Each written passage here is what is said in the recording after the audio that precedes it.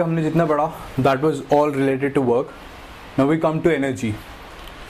What is actually energy? Any body which has the capacity to do work is said to possess energy. ठीक है. For example let us suppose कि एक reservoir है. आपको पता है एक डैम के अंदर इलेक्ट्रिसिटी किस तरीके से प्रोड्यूस होती है. डैम होता है, डैम में पानी स्टोर्ड होता है और यहाँ पे कुछ टर्बाइंस होती हैं. ठीक है. कुछ इस तरीके की टर्बाइंस होती हैं और इन टर्बाइंस पे पानी गिरता है. ठीक है. और ये टर्बाइन रोटेट करती है. अब ये रोटेट कैसे करेंगी? जब तक इस पानी के पास एनर्जी नहीं होगी तब तक ये एनर्जी इसमें ट्रांसफर नहीं कर पाएगा. ठीक है. व्हाट हैपेंस इज कि जब ये स्टोर होती जाती है तो ये जो पानी होता है इसके पास एनर्जी आ जाती है. ठीक है. ये जब एनर्जी ऊपर से नीचे तक गिरती है तो अब ये जो पानी की एनर्जी है ये टरबाइन को रोटेट करने में कन्वर्ट हो जाती है. ठीक है. और ये टरबाइन जब रोटेट होती है फिर ये जो मैकेनिकल एनर्जी है ये इलेक्ट्रिकल एनर्जी में कन्वर्ट होती है. और ये किस तरीके से कन्वर्ट होती है ये आप आगे पढ़ेंगे अपने चैप्टर्स में. सो दिस इज कॉल्ड एनर्जी. ठीक है. अब energy can be of various forms. It can be electrical energy, chemical energy या फिर मैकेनिकल एनर्जी. काफी सारी फॉर्म्स की होती है. Now in this chapter what we are concerned is physics के अंदर सबसे इंपॉर्टेंट क्या है? This is the mechanical energy. Electrical energy भी इंपॉर्टेंट है लेकिन अभी आप 11th के चैप्टर्स में नहीं करेंगे. What we will be dealing is with the mechanical energy. अब जो मैकेनिकल एनर्जी है ये दो फॉर्म्स में होती है. One is called the kinetic energy, other is the potential energy. ठीक है. ये दो फॉर्म में डिवाइड हो सकती है. ठीक है. काइनेटिक एनर्जी क्या होती है? Kinetic energy is the energy which is possessed by a body by virtue of its motion. ठीक है. यानी लेट अस सपोज कि एक ब्लॉक है जिसका मास m है. ये किसी एक वेलोसिटी से मूव कर रहा है. यानी इसके पास जब ये मूव करता है तो इसके पास कुछ वेलोसिटी v है. तो जब इसके पास वेलोसिटी v होती है तो it is said to possess kinetic energy. ठीक है. जैसे कि लेट अस सपोज कि अगर अब इसके पास एक काइनेटिक यानी ये v वेलोसिटी से मूव कर रहा है तो अब हमको कुछ इसके ऊपर वर्क करना पड़ेगा so that it comes to rest. यानी v इज इक्वल टू 0 हो जाए तो हमको कुछ वर्क करना पड़ेगा. अब ये वर्क किसके अपोजिट करना पड़ता है? जब भी हम वर्क कुछ करते हैं तो किसी चीज की एनर्जी या तो कंजर्व होती है. ठीक है. या तो इंक्रीज होती है या डिक्रीज होती है. कुछ भी ऐसा होता है. अब मैं वर्क कर रहा हूं तो इसका मतलब किसी एनर्जी के अगेंस्ट वर्क करना पड़ रहा है मेरे को. ठीक है. वो एनर्जी क्या है? This is at this moment is kinetic energy. ठीक है. जैसे कि मैंने आपको बताया दो टाइप की एनर्जी होती है. एक तो होती है ड्यू टू इट्स मोशन, ये सिर्फ मोशन से रिलेटेड होती है. दूसरी होती है by virtue of its position. ठीक है. This is called potential energy due to its position. इसको कहते हैं पोटेंशियल एनर्जी. ये अभी मैं आपको बाद में बताऊंगा कि क्या होती है. नाउ लेट अस सपोज कि फॉर्मूला निकालते हैं. इसका फॉर्मूला क्या होगा किसी भी मोमेंट पे? लेट अस सपोज कि इनिशियली v वेलोसिटी से था, फाइनल v 0 हो जाती है और मेरे को फोर्स लगानी पड़ती है. तो उसकी वजह से इस बॉडी के अंदर ये डीएक्सेलरेट हो रहा होगा. अगर मैंने फोर्स लगाई तो v square is equal to u square plus 2as formula होता है. ठीक है. u 0 है that means v square is equal to 2as और as is equal to v square by 2. ठीक है. अब मैंने इसके ऊपर कितनी फोर्स लगाई होगी? F is equal to m into a. की जगह अगर मैं ये पुट करूं तो क्या आएगा? m v square by 2s and f dot s is the work done. ठीक है. कितना डिस्टेंस मूव करा into f is the work done. This is equal to m v square by 2. यानी जब भी बॉडी मोशन में होती है तो उसके पास जो काइनेटिक एनर्जी होती है इसकी वैल्यू होती है half m v square.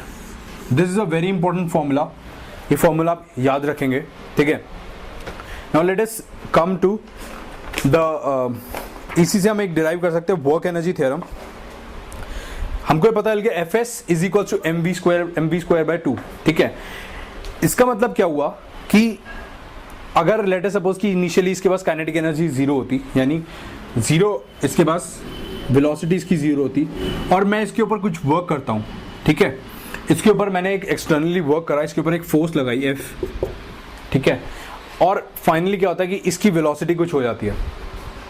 So what we can say is कि ये जो वर्क डन है बाय दिस फोर्स एफ, इस पॉइंट तक क्या हो रहा है कि ये फोर्स काइनेटिक एनर्जी में कन्वर्ट हो रही है. Work done by this force is getting converted into kinetic energy. ठीक है ना. वो कहां से आया था, वो इसी रिलेशन से आया था. लेट अस सपोज कि इस फोर्स के अंडर ये s डिस्टेंस मूव करा. ठीक है, तो work done by this force कितना होगा, F डॉट S, और मैंने यहां पे डिराइव करा था, इसकी वैल्यू फाइनली क्या हो जाएगी, mv²/2. ठीक है, so this is the formula. और सो इससे हम क्या कह सकते हैं कि work done by the forces acting on a body, this will always be equals to the change of kinetic energy in the body.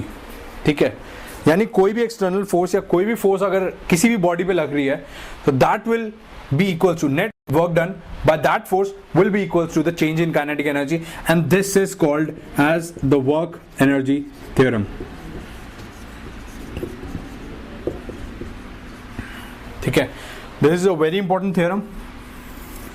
Work पर एनर्जी का जो यूज मैंने आपको बताया था कि यूज जो सबसे ज्यादा होगा वो इसी थ्योरम का यूज होता है. ठीक है, इसी को सबसे ज्यादा यूज करा जाता है. What it actually says is कि work done by the net forces this will be equals to delta K, यानी the change in kinetic energy. ये नेट फोर्सेस क्या क्या हो सकती हैं, एक तो एक्सटर्नल फोर्स, ठीक है, work done by the external force plus work done by the conservative forces plus work done by the non conservative forces. ठीक है, अब जो कंजर्वेटिव फोर्सेस होती हैं, ठीक है, जो कंजर्वेटिव फोर्सेस होती हैं, these forces actually represent the internal energy of the body. ठीक है, जैसे कि अगर एक ब्लॉक है वो किसी एक h हाइट पे है. ठीक है, सो दिस एनर्जी पोजेस्ड, मतलब अब इस ब्लॉक के पास एनर्जी है. ठीक है, क्योंकि अगर ये ऊपर रखा है और ये ऊपर से नीचे फॉल करता है तो उस केस के अंदर क्या होगा कि लेट अस सपोज कि यहाँ पे आ जाता है, अभी रेस्ट पर है, मैं यहाँ से इसको ड्रॉप कर देता हूँ तो ये नीचे तक आ जाएगा. अब क्या हो रहा है, मैंने तो कुछ वर्क करा नहीं, बट ये ऊपर से नीचे अपने आप आ गया और इसकी कुछ वेलोसिटी हो गई. ठीक है, अब वेलोसिटी तो ऐसे कभी भी काइनेटिक एक तरह से, यानी there is a change in kinetic energy. Change in kinetic energy अपने आप तो कभी होता नहीं है, हमको कुछ वर्क डन करना पड़ता है या फिर उसके बाद कुछ वर्क अपने आप होता है, यानी कुछ एनर्जी उसके पास अपने आप स्टोर्ड होती है. दिस इज, ये कितनी एनर्जी है, यानी ये इसने एनर्जी लूज करी, this is equals to mg into H. ठीक है, ये जो वर्क डन है, work done by the gravitational force. ठीक है, या फिर इतनी एनर्जी इसके पास अभी थी, this will be called as the internal energy of the body. यानी जितनी भी कंजर्वेटिव फोर्सेस होती हैं उनका जो वर्क डन होता है, that we can say that it is internal energy of the body. या फिर इसको हम डायरेक्टली लिख सकते हैं, this is work done by the conservative is equals to minus delta U, क्योंकि work done by the conservative कितना है, mgh, बट ये mgh क्या है, ये लूज कर रहा है, so this is minus mgh, this is equals to delta U. ठीक है, so delta u is equals to minus mgh and work done by the conservative forces is equals to minus delta u, जो internal energy इसके पास है. तो work energy theorem से क्या आ गया, work done by the external forces plus work done by the non conservative forces equals to the change in the kinetic energy plus the change in the internal energy of the block. ये एक तरह से एक थोड़ी simplified, एक थोड़ी modified form of the work energy theorem है, and it is very important. तो अभी हमने काइनेटिक एनर्जी देखी थी और वर्क एनर्जी थ्योरम देखी थी. Now we come to the potential energy. As I already told you, potential energy is the energy possessed by a body by virtue of its position. ठीक है, अब जो potential energy होती है, this is only related to the conservative forces. Non conservative का, first of all please remember कि non conservative forces का potential energy के अंदर कोई रोल नहीं होता. ठीक है, अब what we can do is कि वर्क एनर्जी थ्योरम हमने निकाली थी, delta W by the external forces plus work done by the non conservative forces is equals to the change in kinetic energy plus the change in the internal energy. एक तरह से हम internal energy जो है इसको हम potential energy कह सकते हैं. ठीक है, तो अब क्या होगा कि जो कंजर्वेटिव फोर्सेस हैं, लेट अस सपोज कि जो ग्रेविटेशनल जो आपकी फोर्स है, ठीक है, दिस इज mgh, इसको हम एक तरह से पोटेंशियल एनर्जी कह सकते हैं। ये इंटरनल एनर्जी जो है, rather than using the internal energy, what we do is कि इसको बोलते हैं हम पोटेंशियल एनर्जी, ठीक है। तो work done by the external forces plus work done by the non conservative forces is equal to the change in kinetic energy plus the change in potential energy, ठीक है। अब पोटेंशियल एनर्जी काफी forms की, जैसे मैंने आपको बताया कि कंजर्वेटिव फोर्सेस वाली होती है। कंजर्वेटिव फोर्सेस एक तो ग्रेविटेशनल कंजर्वेटिव फोर्स हो गई, एक होगी स्प्रिंग फोर्स, मैंने आपको बताया था, ठीक है। इसके अंदर वर्क डन कितना होता था, माइनस हाफ के x square, this is equals to minus delta P, potential energy minus थी, ठीक है ना, क्योंकि यहाँ पे डेल्टा यू था which was the internal energy and delta u was equals to minus delta w conservative forces, ठीक है। सो एक तरह से ये भी यही है। So delta potential energy is equals to half के एक्स स्क्वायर, यानी अगर एक हमारे पास स्प्रिंग मास सिस्टम है तो, और ये स्प्रिंग मास सिस्टम कुछ स्ट्रेच्ड है, ठीक है, अगर ये अपनी पोजीशन से यहाँ पर है, स्ट्रेच्ड है, तो इस पॉइंट पे क्या है कि इसकी स्प्रिंग के अंदर एक एनर्जी स्टोर हुई हुई है, ठीक है, by virtue of its position, क्योंकि इसकी पोजीशन यहां से हिली हुई है, by virtue of its position इसके पास एक एनर्जी है, उस एनर्जी की वैल्यू है हाफ के एक्स स्क्वायर। यानी अगर मैं इसको यहां पे अभी छोड़ देता हूं, ठीक है, व्हाट विल हैपन इज कि जब ये मीन पोजीशन तक आएगा तो ये जो पोटेंशियल एनर्जी है, अब जब मीन पोजीशन पे आया यानी अपनी अनडिफॉर्म लेंथ पर आया, इस पॉइंट पे डेल्टा पी कितनी होगी, मतलब पोटेंशियल एनर्जी कितनी हो गई, जीरो हो गई, बिकॉज एक्स इज जीरो, ठीक है। तो क्या हो रहा है कि जो पोटेंशियल एनर्जी है, व्हाट यहां पर क्या आकर क्या हो रहा है कि जो अपनी पोटेंशियल एनर्जी थी विच इज हाफ के x square, this is getting converted into the kinetic energy half M we square, ठीक है। सो एक तरह से ये है principle of conservation of energy, ठीक है। व्हाट हैपेंस इज एनर्जी जो होती है वो हमेशा कंजर्व्ड रहती है, वो एक फॉर्म से दूसरे फॉर्म में कन्वर्ट होती है। जैसे कि मैंने यहां पर देखा स्प्रिंग मास सिस्टम था, ठीक है, अगर ये इनिशियली, अगर ये फाइनली यहां पर कहीं पर होती, ठीक है, and this distance is x, इसके पास एनर्जी कितनी स्टोर्ड है, हाफ के एक्स स्क्वायर, ऑलराइट। अब अगर मैं इसका मोशन देखूं तो क्या हो रहा है, अब अगर इसको मैं यहां पे छोड़ देता हूं, ठीक है, मैंने यहां पे स्ट्रेच करा, छोड़ दिया, तो क्या होगा, ये कुछ फोर्स लग रही है इसके ऊपर, ये कुछ वेलोसिटी एक्वायर करेगा, यहां पर इस पॉइंट पे क्या होगा, इसकी पोटेंशियल एनर्जी तो जीरो हो जाएगी, दिस विल बी जीरो, ठीक है, बट यहां पे एक काइनेटिक एनर्जी आ जाएगी। वो कैसे ही, वर्क एनर्जी थ्योरम से work done by the external force plus work done by the non conservative force, ठीक है, this is equals to the change in kinetic energy plus the change in potential energy. अब work done by the external force यहाँ पे कितना है, zero है, ठीक है, this is zero, non conservative forces भी जीरो है, दैट मीन्स कि the change in potential energy plus the change in kinetic energy is zero, this is equals to zero. इसका मतलब क्या हुआ, the change in kinetic energy कितनी होगी, half M, initially कितनी पोटेंशियल वेलोसिटी थी, वो जीरो थी, finally let us suppose V हो गई, ठीक है, प्लस इनिशियली कितनी वो थी, सॉरी, फाइनल माइनस इनिशियल होता है, जो change in potential kinetic energy will be final kinetic energy minus initial kinetic energy.